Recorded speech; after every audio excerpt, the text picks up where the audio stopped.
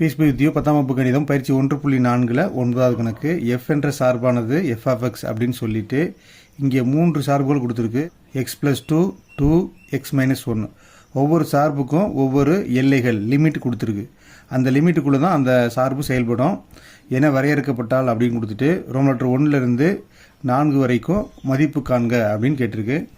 First நம்ம ஒரு எண்கோடு வரைந்து கொள்ளணும். இந்த எண்கோட்டில் எந்தெந்த சார்பு எந்தெந்த எல்லைகளுக்கு உள்ளே இருக்குது அப்படிங்கிறத முதல்ல வரையறை செய்யணும். அடுத்து தான் நம்ம கணக்கை போட ஆரம்பிக்கணும். ஃபஸ்ட்டு இந்த சென்டராக உள்ள சார்பை பார்க்கலாம். அப்போ 2 எங்கே வரும் அப்படின்னா -1 <= எக்ஸு <= 1க்கு இடையில் வரும் அப்படின்னு சொல்கிறாங்க. அப்போ எக்ஸ் எப்படிப்பட்டது அப்படின்னு பார்க்க போகிறோம். எக்ஸ் எப்படிப்பட்டது? -1க்கு சமமானது. கீழே ஒரு கோடு போட்டிருக்காங்களா, இந்த மாதிரி கோடு போட்டிருந்தா சமமானது, -1ஐ விட பெரியது. அப்போ இதில் -1க்கு சமமானது -1 தான். இந்த இடத்துக்கிட்ட ஒரு மார்க் பண்ணிக்கணும். அதை விட பெரியதுன்னா -1ஐ விட பெரியது 0, 1, 2, 3 இந்த சைடு போகுது. இப்போ இங்கே கடைசி லிமிட் என்னென்னு பாருங்கள். 1க்கு சமமானது 1ஐ விட சிறியதுன்னு கொடுத்துருக்கு. அப்போ 1க்கு சமம் 1 தான். அப்போ இந்த 1. அப்போ இங்கே -1 இங்கே +1. அப்போ இது ரெண்டுக்கு இடையில தான் இந்த லிமிட் இருக்குது. அப்போ -1, 0, 1 இந்த 3 நம்பருக்கும் வந்து இந்த ஃபங்க்ஷனை எடுத்துக்கணும். அப்போ இந்த ஃபங்க்ஷனுக்கு பேர் என்னென்னு எழுதிக்கலாம். F of x = 2. First function என்ன அப்படின்னா எக்ஸ் ப்ளஸ் 2 எக்ஸ் > 1. அப்போ இங்கே ஒரே ஒரு எல்லை மட்டும்தான் இருக்குது. அந்த ஒரு எல்லையை கண்டுபிடிச்சா போதும். எக்ஸ் என்பது 1ஐ விட பெரியது. அப்போ 1 கிட்ட வந்து குறுகிய வாய் இருக்குது, எக்ஸு கிட்ட அகன்ற வாய் இருக்குது. அப்போ எக்ஸ் தான் பெரியது. அப்போ 1 இங்கே இருக்குன்னு முதல்ல கண்டுபிடிங்க. 1ங்கிறது எங்கே இருக்குது? +1 இங்கே இருக்குது. அப்போ இதை விட பெரியது. அப்போ +1ஐ விட பெரியது எது அப்படின்னு பார்த்தீங்கன்னா 2.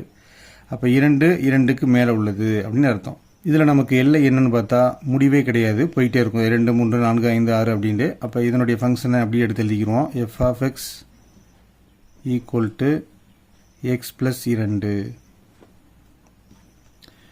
அடுத்து கீழே உள்ள ஃபங்க்ஷனை பாருங்கள். X minus 1 -3 x -1.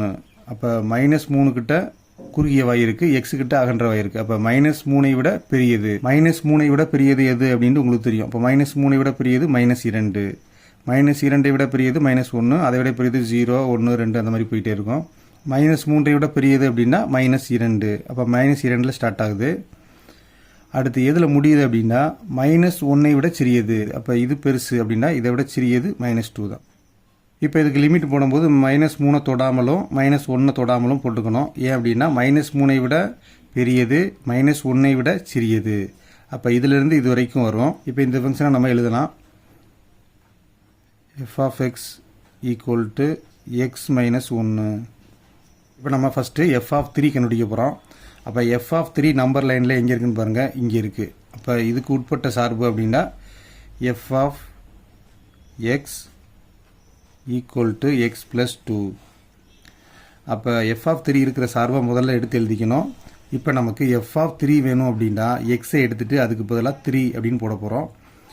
அப்போ இங்கே இருக்கிற எக்ஸை எடுத்துகிட்டு அதுக்கு பதிலாக 3 போடுங்க. எக்ஸை எடுத்துகிட்டு அதுக்கு பதிலாக 3. இப்போ பார்த்தீங்கன்னா குறிகள் சமமாக இருக்குது. இப்போ 3 2ஐயும் கூட்டினா 5.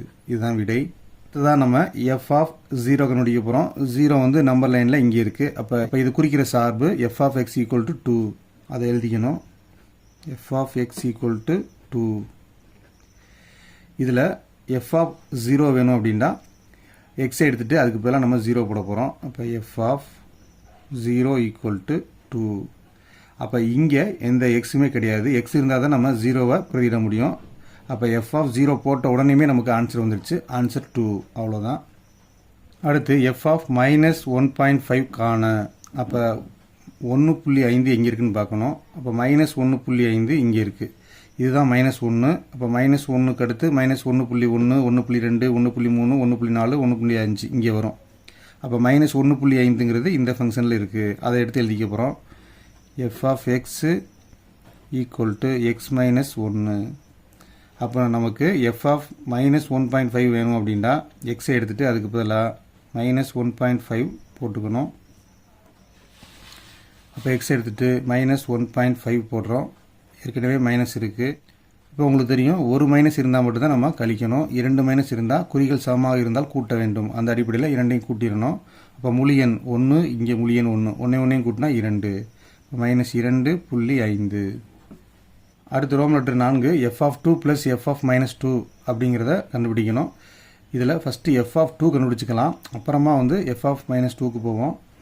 அப்போ f(2) தனியாகவும் f(-2) தனியாகவும் கண்டுபிடிக்க போகிறோம். அப்போ f(2)க்கான f(2) எங்கே இருக்குது அப்படிங்கிறத பார்க்கணும். அப்போ 2 இங்கே இருக்குது. அப்போ இந்த 2 குறிக்கிற ஃபங்க்ஷன் வந்து இதுதான். அதை முதல்ல எடுத்து எழுதிக்கலாம். f(x) = x + 2. இப்போ நமக்கு f(2) வேணும்னா x எடுத்துகிட்டு 2 போடணும். f(2) = x க்கு பதிலாக 2 + 2. இரண்டையும் கூட்டினா 4. அப்போ f(2) வந்து 4 அப்படின்னு கண்டுபிடிக்கிறோம். அடுத்து f(-2) கண்டுபிடிக்கிறதுக்கு f(-2) எங்கே இருக்குன்னு பார்க்குறோம். அப்போ f(-2) நேராக இருக்குது, இதுக்கு நேராக. அப்போ ஃபங்க்ஷன் f(x) = x - 1. அப்போ f(x) = x - 1. அப்போ நமக்கு f(-2) வேணும்டா x எடுத்துகிட்டு f(-2) போடணும். அப்போ x க்கு பதிலாக -2 இங்கே பார்த்தீங்கன்னா குறிகள் சமமாக இருக்குது. அப்போ கூட்டினா 3. பிக் நம்பர் சைன் வந்து மைனஸ், அப்போ -3. இப்போ நம்ம தேர்ஃபோர்னு போட்டு மொத்தமாக கண்டுபிடிக்கலாம்.